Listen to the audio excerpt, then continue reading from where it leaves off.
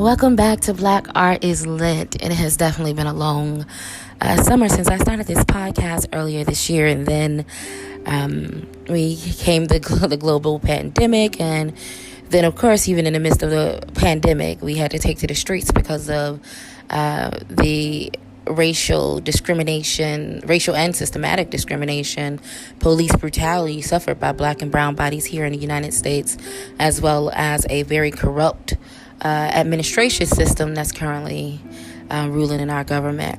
However, I want to say one thing, and that is that Black lives do matter. And while this podcast is about Black art, you cannot have Black art, you cannot celebrate Black culture without valuing Black lives. And that is of the utmost importance to me. So Black lives matter, period. Now, welcome back. So I'm gonna do the first chapter. And when I did, switching up the platform just a little bit and reading the first chapter of a book. And then I'll allow you, if you want to read the rest of it. So this one is They Tell Me of a Home by Daniel Black. So just to tell you what it's about, 28-year-old Tommy Lee Tyson steps off the Greyhound bus in his hometown of Swamp Creek, Arkansas, a place he left when he was 18, vowing never to return. Yet fate and a Ph.D. in Black studies forced him back to his rural origins as he seeks to understand himself and the community that made him. But Tommy's cold, nonchalant father and emotionally indifferent mother makes his return unbearable. And after he discovers his baby sister's grave in the backyard, Tommy becomes consumed and longs to know the secret of her death. Over the course of a 1-week visit riddled with tension, heartache, and revelation, Tommy discovers truths about his family, his community, and his undeniable connection to his rural Southern Black folk and their ways. Chapter 1. "Excuse me, sir," I said apprehensively to the Greyhound bus driver. "Could you let me off at the big oak tree about a mile up the road on the right?" He studied me through the rearview mirror and frowned, confused. "See if you let me off there." Diffidence colored my words. "I won't have so far to walk. My parents' house is just on the other side of those woods." I pointed out the big tinted windshield of the Greyhound bus toward a gathering of trees some distance away. Most would have thought the area uninhabitable, but there was no sign of a human dwelling anywhere in the midst of those trees. Yet the origin of my beginning lay nestled quietly among them. "I see," he affirmed as he nodded. "I believe I can do that. You's a country boy, sure enough, ain't you?" He laughed heartily. "I guess I am," I responded less enthusiastically. "Boy, that sun sure gonna bake you black as coal. It's got to be 100 degrees or better today. I hope you brought a hat, because if you didn't, you liable to have a sunstroke before you get home." I forgot how hot Arkansas is in the summer. I said more to myself than to the driver. "Well, you about to be reminded." I reclined in the seat, preparing myself mentally to walk the 2 miles I once had walked years ago with ease. "Lord have mercy," I mumbled as I gathered my bags. One of them contained my clothes, 3 African dashikis and matching pants, 2 plain white t-shirts, 2 pair of shorts, some underwear, and some dress shoes, while the other carried books. Arma's 2000 Seasons had captured me only days earlier, so I couldn't leave it behind. And I had been reading Some Soul to Keep by J. California Cooper simply too long. A friend recommended Song of Solomon fervently, and after the first couple of pages, I saw why. There were others I hadn't started, like The Outsider, but my mind was already cluttered with too many characters, so I decided to finish at least one book before I started another. Leaving things incomplete was a habit I couldn't get rid of, but I had a feeling coming home was going to force me to do so. The bus pulled off of Highway 64 onto the dirt space in front of the big tree. "Well, here you are, son," the driver said as he opened the door for me. "Thank you so much, sir." I returned as I stepped off the bus a Saturday afternoon. "I really appreciate this."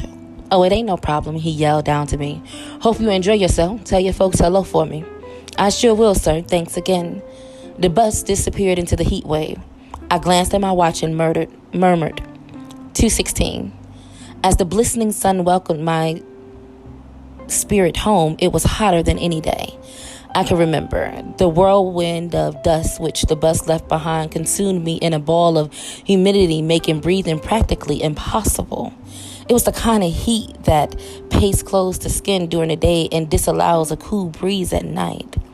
A nice cool shower would have been divine, but it never helped much in Swamp Creek, since after a moment or two the sweat returned even in the shade. I dropped both bags and with my hand shielded my eyes from the scorching sun. Everything looked the same. The meeting tree stood broader, like a great elder watching over the flock of children. We called the tree the meeting tree because that's where folks gathered to socialize and gossip. Every Friday night, people came and listened to John Lee tell lies or watched Miss Liza May strip naked as the liquor took effect. As children, my friends and I caught lightning bugs in the field next to the tree as the grown folks told their stories. Sometimes we listened too, but always from a distance. Children didn't sit with elders back in those days. Uncle James Earl's old abandoned house on the south side of the highway was more weathered than it once had been. It leaned down like an old man without a walking cane. Sideboards were sinking and weren't causing the house to emit an aura of depression. Rust had completely consumed the tin roof in the last 10 years, and in a few places the roof had blown away. The house resembled a person in mourning over the loss of a child. The crumbling porch, barely hanging wooden door, and broken windows all reminded me that I hadn't been home in a very long time. Even the famous fruit trees, which once framed Uncle James Earl's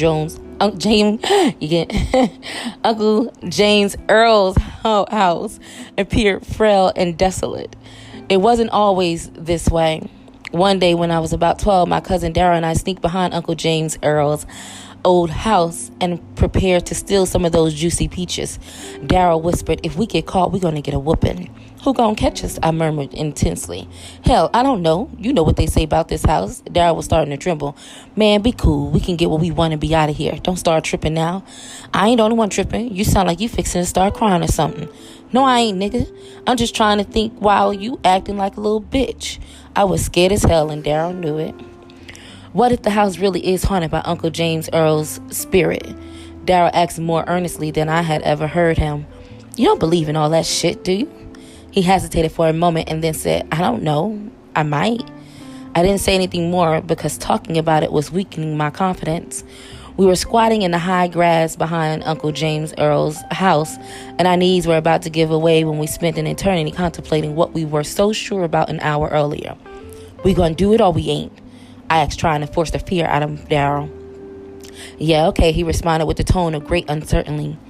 "Well, let's go." We jumped up and ran to the first peach tree we saw. Never had I tasted anything so delicious. We were about to load our sacks when someone hollered, "Get on away from that tree, boys. You know better." We looked around excitedly but didn't see anyone. "Did you hear me, boys?" the voice said again. This time when we looked around, we saw an old man walking towards us. He had a cane and wore a badly tattered straw hat. One strap of his overalls was unbuckled and his hair was as white as snow. "Run," I yelled to Darryl, and he obeyed without complaint. We ran to Grandma's house and told her everything. "Y'all ain't seen nobody," she chuckled. "Yes, ma'am, we did," we protested. "We saw Uncle James Earl." "You boys ain't seen no James Earl? He been dead almost 5 years." "I know, Grandma. I was screaming, but I swear it was him." "Well, even if you did see him, you ain't got to holler about it. He ain't do too much harm to nobody. Dead folks ain't never been no bother. It's the living you better worry about." And that's all Grandma said about the matter. Darryl and I never spoke again about seeing Uncle James Earl. I shook my head and laughed as I remembered how crazy Darryl and I used to be. We would get a whooping every day for something one of us talked about or the other into doing. Those were precious days. I turned northward and noticed the pond in Old Man Blue's field glistening like it did when I was a boy. We fished in that pond every chance we got. Grandma would get out of her almanac and tell us whether the day was a good fishing day or not. And if it was, we would get our cane poles, dig up some worms, and pray for luck.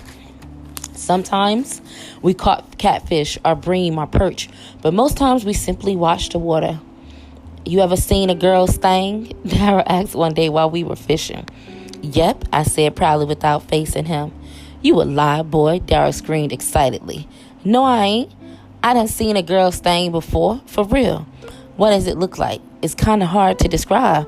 "Try anyway." Okay, damn. I wanted to sound as grown and unmoved as possible. I guess it sort of resembles a little hairy booty. It's right down in between the girl's legs, and it's got a split in it. It's got hair all around it, and when she get ready to have sex, it gets all moist and stuff. How you know? Daryl asked with great inquisitivity. Don't worry about how I know, nigga. That's my business. Daryl resumed watching his cork in the water as he nodded his head in the OIC fashion. Actually, except for watching Grandma wash herself in the kitchen Saturday nights, I was completely naive about a woman's genitalia. Yet what I had seen was enough to make Daryl believe I knew more about girls than he did, and of course that was the point. My memories made me feel as though home were an ancient place. I arrived back in Swamp Creek 10 years after I thought I had seen it for the last time, the day after high school graduation. I left Arkansas promising never to return. People bred hatred in me as a child concerning everything about Swamp Creek. Daddy worked me to death and said, that's life around here, boy, so I had to leave. Hayfields, pea patches, cotton picking, I had had enough. I didn't ever acquire a nostalgic love for the place. What I did enjoy, though, was how people learned to sing their troubles away. Mother Berthine, Miss Isalou, and Old Man Blue could line a hymn on Sunday morning and even have sinners calling on the name of the Lord. They would moan and holler as they worked out the angst in their souls and then come the following Sunday and perform the ritual all over again. Miss Isa would cry when she sang, pleading for the Lord not to move the mountain but to give her the strength to climb. I felt sorry for her because the release she wanted never seemed to arrive, yet for some reason she persisted in seeking. I anticipated seeing those old soldiers on Sunday if they were still living. 10 years and there I was again. I had received a Ph.D. in Black Studies a month early and felt compelled to return to the place of my origin. Exactly why I didn't know, but for some reason I felt the need to go home. My heart or my head had begun to twist to beg for familiar clarity. In the last 7 years, and maybe I hoped Swamp Creek could help. Or maybe I dreamed of returning and found a promiscuous family into which I could safely place myself. Whatever the reason, I had been feeling as I stood in front of the old tree that home was going to be anything but sweet. I walked over and sat underneath the meeting tree. Even there, the air was muggy, but a little shade provided minimum comfort. Grateful to be released from the sun's tumultuous grip, I threw my head back and noticed that the trees, billions of leaves together, looked like the shape of a beautiful dancer with arms stretched wide and legs perfectly straight beneath her limbs. I remember years ago how the leaves moved in choreography at the wind's command. Dara and I stood underneath the tree when it rained and watched the waterfall all around us. We was fascinated that fragile leaves could totally block such heavy downpours. The tree's like us, Dara proclaimed. It's kind of like a big umbrella. We would play chase or tag beneath the tree, grateful we could do so, and stay perfectly dry in the midst of a storm. However, the meeting tree didn't do me much good the Saturday I arrived, for even in the shade I was still dripping with sweat. The long bus ride from New York to Swamp had only added to my frustration, and the growling of my stomach kept me reminded that, on top of heat exhaustion, I was starving. I heard a car race by, and when I turned my head to observe, the glare from the sun made me squint my eyes until they hurt. Good God, I said aloud. Fishing through my bag for a notebook for which to fan myself, it did no good. Cool air had completely abandoned Swamp Creek. I was sure the sun was laughing at me for having hoped somehow that summer in Arkansas wouldn't be blazing hot. I sat a long time on the old wooden church pew beneath the tree because I needed to assess what my return to Swamp Creek might mean. My sudden reappearance would surely cause some kind of disturbance. Although such was not my intention, I had hoped a 10-year hiatus would provide my family and me with sufficient distance for old wounds to heal. Deep within, I knew better. Time doesn't heal old scars. It just makes them bearable. More than anything, I dreaded the encounter with my father. We had never been close, a vulnerability Southern black men rejected, and I had a feeling my unexcused absence might ignite in him an unimaginable rage. Fear what was I felt whenever he was around, and somehow he exacerbated my inadequacies without ever saying a word. I'm a grown man, I reminded myself aloud, but Daddy certainly wouldn't agree. His children would be children forever, at least in his eyes, and his job to feed and clothe us was the only obligation he had embraced. The day my oldest brother, Willie James, ran away from home, Daddy was clearly unmoved. Mama told him, somebody need to go find that boy, Hiatus. Daddy continued eating casually and returned, there you go. Then you go. I was stunned. The third night, Willie James returned, battered and worn. We got to plow that field tomorrow, boy. Daddy announced as though Willie James never left. So you better take your ass to bed instead of sitting up watching that damn TV. Daddy's work came before anything else. Always. He believed at the expense of everything, a man ought to work by the sweat of his brow. And Daddy upheld his conviction. He was obsessed with physical labor, afraid that one moment of rest would automatically prove him lazy, and Daddy would never allow for anyone the opportunity to call him lazy. This was a principle he lived by, and one he had made all the rest of us live by too. That boy has got to go to school, Mama said one evening at the dinner table. He ain't got to do nothing but what I tell him, Daddy responded, clearly talking to both Mama and me. First thing he got to do is learn how to work. All that reading ain't gonna put no food in his mouth. How a man supposed to make a living sitting around on his ass with a book in his hands? We ain't living in them old times no more, Hiatus. Mama said sternly. He can't go to school. He can't go off to school and act like you making him do. He missed too much lesson and he behind and can't catch up. He's going to school. You may as well get that through your thick skull. Mama continued eating, confident she had won the battle. Daddy chewed slowly as though planning his retaliation. No one asked me anything. In public, Mama acted as though my love for reading brought her great joy. Her hope, she proclaimed, was that one day one of my children make something out of themselves. I would read anything I could get my hands on. Newspapers, cereal boxes, TV guides, obituaries, and almanacs composed my makeshift library. Mama contradicted herself, though, because she never brought books for me. She wanted a smart child in order to elicit praise in the community. She really didn't enjoy my intelligence, I presume, for she reminded me constantly of my unwelcome analysis. You think you know so damn much, she sneered anytime I offered my opinion. Grandma told me not to worry about her. You just keep on keeping on, baby, she said. Usually the only time I got books is when Grandma brought them home from the white lady's house in which she worked. Grandma surprised me on my 14th birthday. She called me over to her house and said lovingly, "Here, boy," and handed me a battered copy of the complete poems of Paul Laurence Dunbar. Grandma, oh my God, a book by Dunbar? How did you know? I've always liked Dunbar. Thank you. I danced around her small living room with a treasure I had never dreamed of possessing. In school, we had read only one Dunbar poem, We Wear the Mask, but it was enough to convince me of his exceptional literary talent. Grandma asked as I smiled as I hugged her and said, "I wanted you to have your own copy, so I asked Miss Rue if I could have this book for my grandbaby." She said, "Okay. I saw how you was loving that other poetry book I brought home, so I thought I'd find a way to get you one by a black man. Don't let that book get you in trouble with your daddy." I knew what she meant. "No, ma'am, I won't," I said and ran out to the barn to read.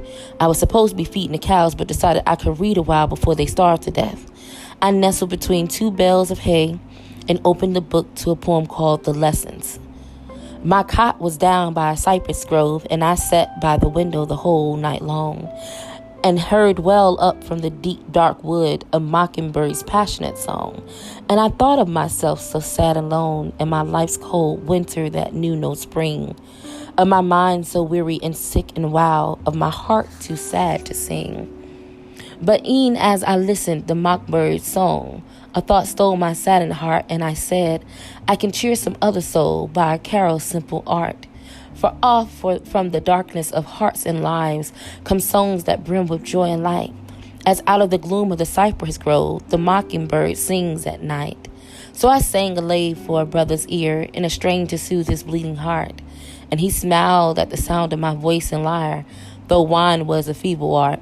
But at his smile I smiled in return, and into my soul there came a ray. In trying to soothe another's woes, my own had passed away. My God, I cried. Dunbar's words had brought healing to my young heart and convinced me that a black man could have feelings and express them without shame. I jumped up and ran all the way to Daryl's house and declared, "Man, I gotta tell you something. You ain't never heard nothing like this." He cast me a suspicious eye. "Tia, what do you want?" "I want to read you something incredible, man. It's going to change your life forever." "Change my life forever? Is you crazy?" "No, I ain't crazy. Just listen for a minute." My excited anxiety made it difficult to hold the book steady. I threw my head back, Martin Luther King Jr. style, and recited the poem with all the drama I could muster. My eyes bulged and narrowed at the right points, and the inflection of my voice made Daryl laugh at times. But at his smile, I smiled in return, I read, and then grinned broad enough to show all my teeth at once. And into my soul, I tapped my chest. There came a ring. With eyes closed and face grimaced in preparation for the imminent theatrical moment, I clutched the book to my bosom and whispered the final couplet slowly and intensely, in trying to soothe another's woes. My own had passed away. A tear formed in my right eye, but stood there stubbornly. I wanted it to fall to convince Daryl of the power of poetry, but it remained a watery glaze too stubborn to obey. "Is that it?" Daryl frowned. "Man, you must be a fool," I said, disappointed. The poem was okay, but it wasn't great.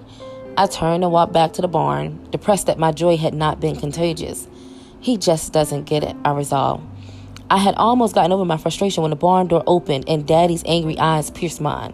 My usual quick wits failed me, so I fidgeted and said, "I'm about to feed the cows." "Give me that book," he demanded. I obeyed, fearful he was about to destroy it. "Who the hell is Paul Dunbar?" he inquired with a tone of frustration. "He's a black man who lived a long time ago who wrote poems and stuff," I answered, hoping my response would encourage interest. "Well, the next time you run off and leave these cows unfed, you gonna need Dunbar to come rub your sore ass." Daddy tossed the book onto a nearby bale of hay and went out. Relieved, I fed the cows quickly and returned to the barn, reading half the book before I went to bed that night. Most of the poems moved me to tears. I didn't understand how Dunbar did it. Yet I knew then I wanted to be a writer when I grew up. The power of his words captured and healed my heart, and that's what I wanted to do for others. To know that I can construct a poem in Arkansas and it soothes the soul of someone in California or Budapest was absolutely intriguing. I knew I had to leave Swamp Creek to do it, though, because my hometown offered very little room for a man whose occupation was the cleansing and nurturing of human souls. However, my escape plan must have backfired, for there I was again, sitting under the meeting tree, sweating, unable to explain to myself why I was there at all. I had risen and started walking home when I heard an engine coming down the road and glanced to see who it was. I didn't know what to say to anyone, but not to say anything was completely unacceptable. Whoever it was definitely sweet. Swamp Creek folks had always had that principle. The little pickup truck pulled off the highway onto the bare dirt spot in front of the tree, and out stepped Old Man Blue. "Hey there, young fella," he said, obviously not recognizing me beneath the brim of my hat. "You from around these here parts?" "Yes, sir, Mr. Blue," I said, smiling. He was shocked I knew him, his name, and the frustration in his 80-year-old wrinkled forehead exposed his desire to know who I was. "Seemed like to me," he said, shifting from one bad knee to the other, "you looks rat familiar." He took a handkerchief out of his overalls to wipe the sweat from his shiny black face. "I just can't place you." He hobbled a little closer to where I was standing and looked down from his 6'5" frame directly into my eyes. His hair, which used to include a few black strands here and there, now stood short, stubby, and completely gray. Even the hair in his eyebrows was gray, as was the hair on his right knuckles that held the homemade walking cane. Suddenly, Old Man eyes bulged as he gaped at me. "Lord have mercy. TL, is that you?" His voice trembled. "Yes, sir, it's me in the flesh. It's been a while, huh?" I reached to shake his hand, but Old Man Blue grabbed me and hugged me violently. "Lord have mercy, Jesus," he kept repeating. He had caught me off guard, really, because manfolk in Swamp Creek didn't hug each other, at least not while I lived there. "Boy, folks thought you might be dead somewhere. Ain't nobody heard from you since before Mama died. You just disappeared, seemed like to me, and all we know to do was pray." He slapped my shoulder and grinned, apparently unashamed of the two lonely teeth in his mouth. "Where you been all this time, boy?" Old Man Blue asked, both for information and to reprimand. "I went away to college and then decided to get my doctoral degree. I've been doing a lot of studying and writing, so I haven't had time to." I knew this excuse was lame even before I offered it. "Folk where you went to school ain't got no telephone or post office?" He hesitated and wiped his brow again, frowning from the glare of the sun. He had trapped me, and he knew it. "It's a long story, Mr. Blue. Hopefully I'll get a chance to come by and sit and talk before I go back. I ain't been home yet, so I guess I better get to going that way. I just stepped off the Greyhound bus a few minutes ago. Lord, boy, your mama gonna have a tizzy when she sees you. I expect your daddy might shout too, don't you think?" Yes, sir, I said, wondering why both of us were lying. Well, hop on in and I'll take you home. Old Man Blue began to drag his bad leg back to the driver's side of the truck. Oh, no, sir, thank you, though. I'm just sitting here enjoying the breeze and catching my breath. I'm going to walk so I can take my time and look around. Old Man Blue chuckled, a sign that he knew something was wrong, especially since there was absolutely no breeze to be found anywhere in Swamp Creek that day. Well, help yourself, he said as he struggled to climb back into the little beat-up truck. I'm going to get on down the road here. I'll see you in the morning at church, won't I? Oh, yes, sir, I said. And he would see me. You don't sleep in my mama's house and not go to Sunday school on Sunday morning. He began to drive away slowly. If you run into my folks before I do, I yelled from the shade, don't say anything about seeing me, okay? I want to surprise them. Oh, I ain't going to say a word, but I'm sure is going to thank the Lord that you's in the land of the living. He raised his extra long left arm and waved. I'll see you. Goodbye, Mr. Blue, I said too softly for him to have heard. He was always such a nice man, he and his wife, Mrs. Polly. Willie James and I used to go to their house and eat fried pies every chance we got. We almost got a whooping one Sunday morning because Mrs. Polly begged us to come on in here and get you some of these old pies, boys. Your daddy ain't gonna mind, she said convincingly. Still, we knew better, but we went in and ate the pies anyway. After a moment, we heard Daddy calling us. We gonna get it now, I told Willie James. No, you ain't, Mrs. Polly intervened. Cletus better not touch you. I gave y'all them pies because I wanted to, and he better not say nothing about it. Shit, he used to eat them all the time himself. I don't think Mrs. Polly realized she had said a bad word. Willie James and I laughed, hoped that Mrs. Polly clout as an elder would cover us.